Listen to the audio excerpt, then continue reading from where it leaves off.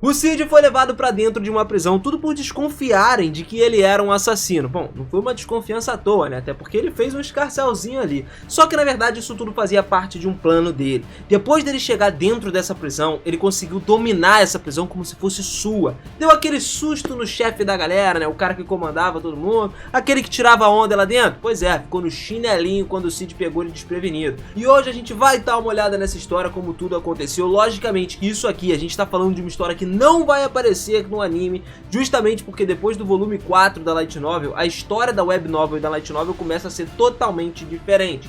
Tem muita coisa diferente, né, daqui pra frente. São, sei lá, 9 volumes que tem na Web Novel, então tem muita coisa pra gente comentar. Então assim, sem a gente esperar muito tempo, lógico que o volume 5 acabou de sair, a gente vai esperar ele ser traduzido pra português pra trazer aqui pra vocês. Mas enquanto isso, nada melhor do que uma historinha original, né? Então vem comigo e vamos nessa.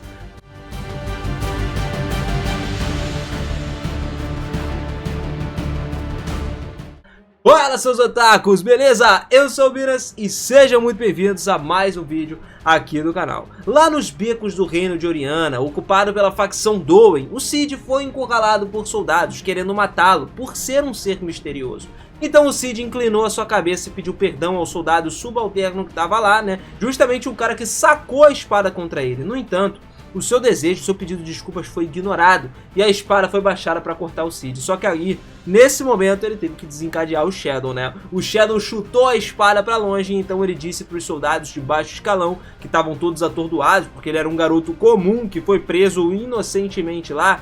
No entanto, ele falou no exército rebelde que o capturou. Incidentes misteriosos ocorreram noite após noite quando todos os soldados desapareceram.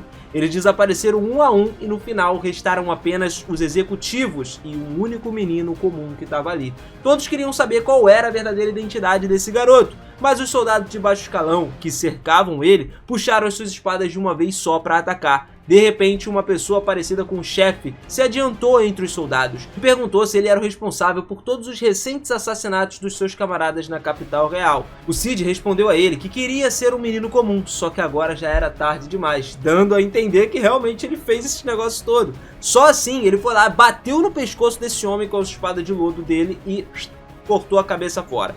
Com apenas a cabeça sobrando agora, o seu olhar vagueava pelo vazio e o sangue vermelho dançava no beco onde a luz da lua saía brilhando nela. Pô, tava bonito até, né? Cheio de ketchup pra tudo que é lado. Balançando a espada de lodo, então, aleatoriamente, o Shadow conseguiu. Ele lidou com todos os outros soldados de baixo escalão. E agora, tudo bem pra ele, tava de boa, tudo parecia um assassinato. Mas depois de terminar esse processo, ele rapidamente verificou as suas roupas, né? Enquanto o cheiro de sangue invadia o local, ele olhou, achou que era interessante, porque dessa vez ele considerou tudo que ele tinha feito uma falha novamente, mas conseguia sentir, né, entendia a chave para todo o sucesso da agora em diante. Há pessoas atualmente ocupando a capital real e parece que tem um incidente que os seus companheiros são assassinados todas as noites, e provavelmente isso era o trabalho do Cid, o que ele estava fazendo. Em outras palavras, o Shadow se pergunta se é melhor ele ser pego por suspeita de ser um espião ou suspeito de ser um assassino, qualquer um dos dois, assim como a multidão falsamente era acusada, né? Nesse caso, havia uma escolha para ele, né, simplesmente se banhar de sangue ali, porque se ele se banhasse de sangue ele ia ser considerado um assassino. Ele acreditava que não. Então, enquanto pensava em sair do beco, vários sinais começaram a se aproximar. Ou seja, eram soldados que estavam vindo. Agarrando a distância e o número de pessoas com a sua própria magia, ele viu que eram 7 pessoas, né? São 7 soldados, provavelmente. A ideia dele foi simplesmente sentar a bunda no chão ali na frente do beco e esperar até que eles chegassem. Quando viu os soldados, ele apontou o dedo lá pro beco, né? Disse com a voz trêmula que havia um cadáver lá dentro, como se ele tivesse com medo, assustado. Não dava para esquecer todo o apelo detalhado da multidão com os olhos marejados lá. Os soldados correram para dentro do beco depressa. Um dos soldados questionou o Cid por ele, que estava fingindo, né, ser uma pessoa fraca, sobre ele ter visto o culpado, tipo, quem era o culpado.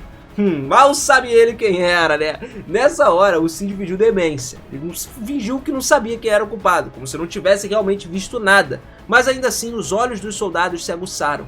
Só que o Cid teve que continuar falando. Ele não era morador de Oriana, mas sim o estudante do reino de Midgar. O estudante do reino de Midgar propositalmente estava na capital real do reino de Oriana nesse momento, né? E o soldado olhou para o Cid com seus olhos penetrantes, aqueles olhos de dúvida. Ele suspeitava do próprio Cid, principalmente pelo horário. Pô, quem que ia estar um estudante andando na rua à meia-noite assim?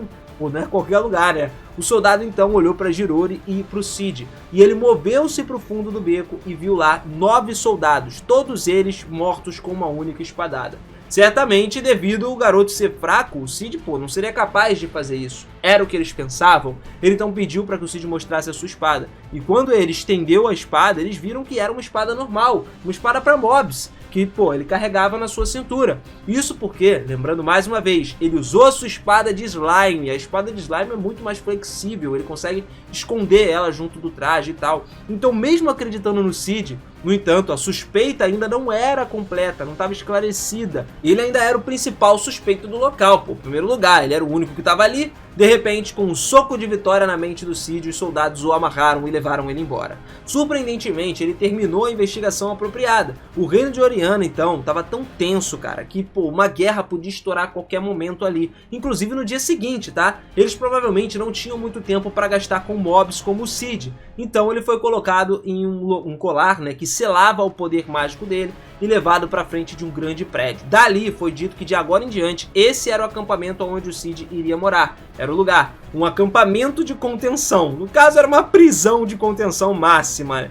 Tudo porque o Dowen estava expurgando aqueles que pertenciam à facção real. Infelizmente a prisão estava cheia. Então o guarda disse que para ele fazer o seu melhor lá dentro. Se ele podia ou não sobreviver dentro dessa prisão era única e exclusivamente problema dele. O soldado riu significativamente depois disso e abriu a grande porta de ferro, empurrando o Cid lá para dentro. A porta se fechou com um som pesado e o Cid olhou em volta o que estava acontecendo. A primeira coisa que deu para imaginar ali foi uma masmorra de pedra típica dos mundos de fantasia, mas esse lugar era um espaço completamente diferente de uma masmorra. Em resumo, era um grande pátio cercado por muros gigantescos e fora isso tinham milhares de prisioneiros no pátio. Alguns dormiam envoltos em trapos, né, deitados lá no chão, e alguns estavam sentados olhando para ele com os olhos meio fechados. Alguns estavam de pé, conversando em grupos, e parecia estar sempre dividido em vários grupos esse lugar. Os guardas ficavam em cima dos muros altos, vigiando os prisioneiros. E se você olhar de perto, existia uma parede que parecia ser uma cela. Não apenas na parede, mas também haviam prisioneiros dentro dessas celas que podiam ir e vir livremente no pátio e na sala a hora que eles quisessem, né? O Cid começou a andar para garantir a sua própria cama por enquanto. Mas então, uma voz o chamou do lado. Quando ele olhou na direção dessa voz lá, tinha um homem que parecia um bandido com uma cabeça alta e um pouco bagunçado o cabelo aí e tal. Naquele momento, o Cid anunciou o radar de um bandido dele e simplesmente reagiu com uma contração específica.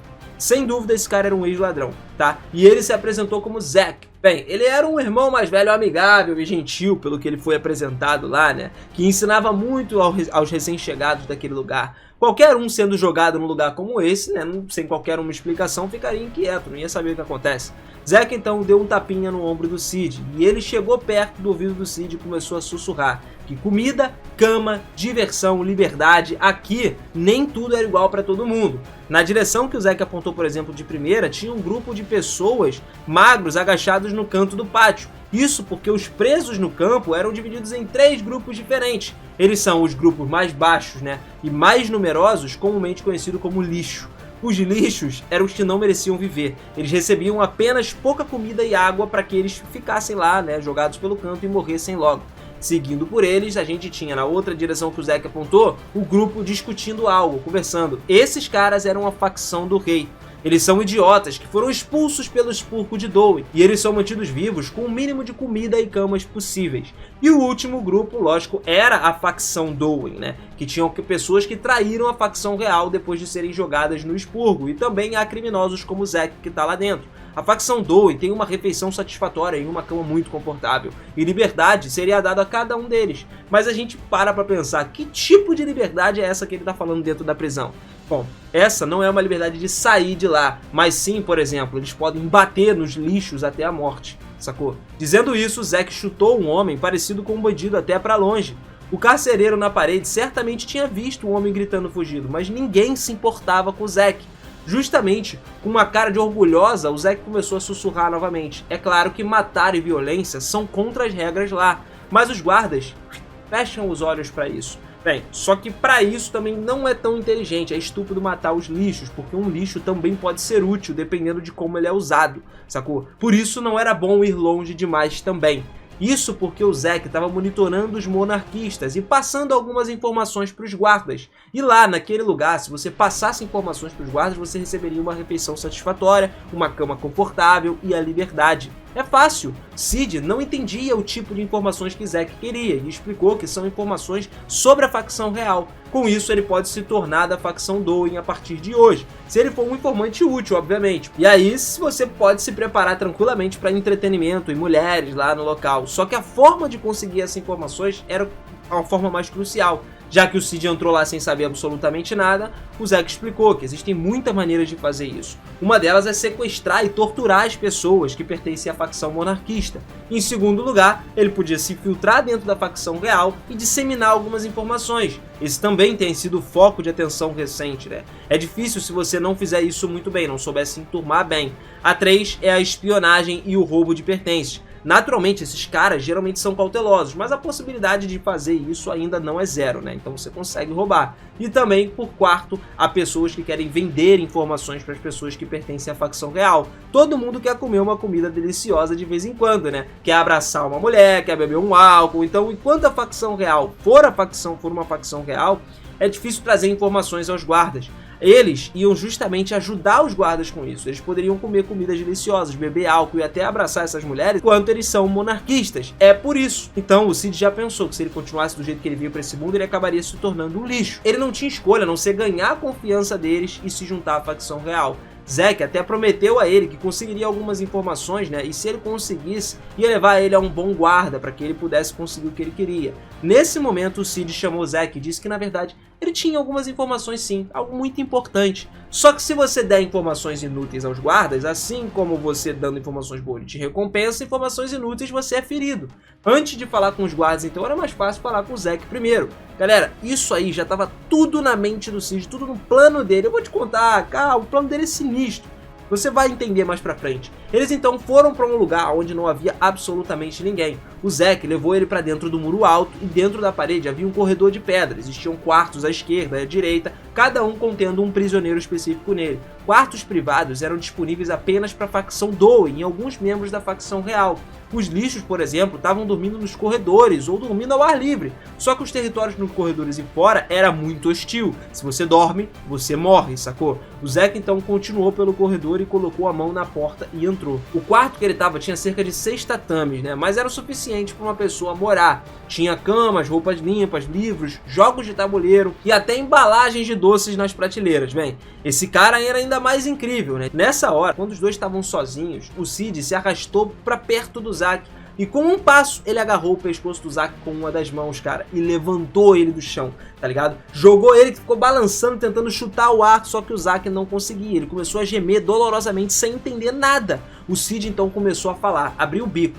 Ele disse que a comida fortalece o corpo e ele poderia facilmente viver sem comida por um mês, só que a qualidade do corpo dele definitivamente diminuiria. É por isso que ele não pode abrir mão da comida de jeito nenhum. O Cid não se importava de dormir ao ar livre, por exemplo, mas em dias chuvosos preferia ficar dentro de casa. Se ele ficasse ao ar livre e dormisse, a galera ia tentar matar ele, mas isso não ia acontecer porque a gente sabe que ele é muito forte. Então, gradualmente, ele foi apertando mais o pescoço do Zack, e nesse momento ele deu ao Zack duas escolhas: ou ele vive ou ele morre. O Zack ficou furioso enquanto seu pescoço estava sendo estrangulado, só que o braço do Cid não se movia nem um centímetro.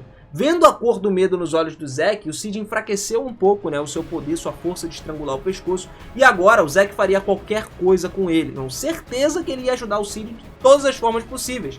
Tanto que, quando o Cid pediu lá que ele queria arranjar um quarto de boa pra ele e tal, o Zack aceitou na hora. Mas além do quarto, o Cid também pediu uma refeição balanceada. E o resto é uma relação entre Cid e Zack agora. O Cid disse que não queria se juntar a nenhuma facção ainda. Ele queria ser um lixo, sacou? Ser tratado como lixo. Mas ter essas coisas por trás das cortinas aí. Que até o Zack disse como que ele faria, mas pô, é só o Cid entrar naquele... O Cid é o Cid, né? Se ele entra naquela sala ali, ele consegue tudo. No final, então, o Cid acabou libertando o Zack, soltando o pescoço dele. E ele segurou o pescoço, se sentou ali meio agoniado, né?